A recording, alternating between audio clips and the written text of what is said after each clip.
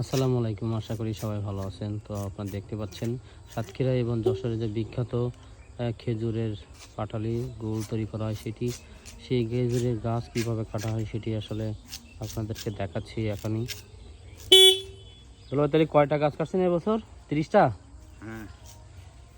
তো এটা কি চাষ দিচ্ছেন নাকি? না, ভূতি। এরপরে কতদিন পরে চাষ দিবেন? 9 দিন। তো ওইটা কি খিল বসাবেন একসাথে? একবারে খিল বসাবো। প্রথম যে রসটা খিলে ওইটা তো কি বলে তো প্রথম রস চাচের রস। এরপরে খিল। খিল বলতে কি ওই যে নলিন? হ্যাঁ। নলিনটা বড়ে না? হ্যাঁ। তো এই যে আপনারা দেখতে পাচ্ছেন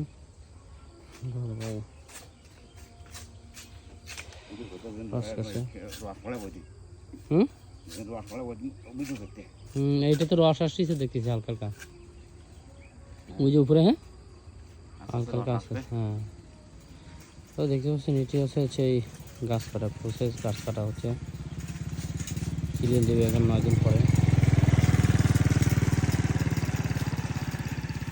তো আমরা আসলে চেষ্টা করছি এবছর আপনাদেরকে পৌঁছানো দেওয়ার জন্য এরকম প্রান্তিক গাছিদের কাছ থেকে আপনাদেরকে অথেন্টিক খেজুরের পাটালিটি আসলে আপনাদের কাছে পৌঁছানোর জন্য আমরা সর্বোচ্চ চেষ্টা করছি। তো আমাদের সাথে থাকবেন, আর যাদের প্রয়োজন হবে আমাকে অবশ্যই নক করবেন। আপনাদেরকে আমরা প্রতিদিন ডেলিভারি দিচ্ছি ইনশাল্লাহ। প্রত্যেকটা অঞ্চলে, প্রত্যন্ত অঞ্চলেই আমরা কিন্তু কুরিয়ার সার্ভিসের মাধ্যমে আমরা হোম ডেলিভারি দিয়ে থাকছি।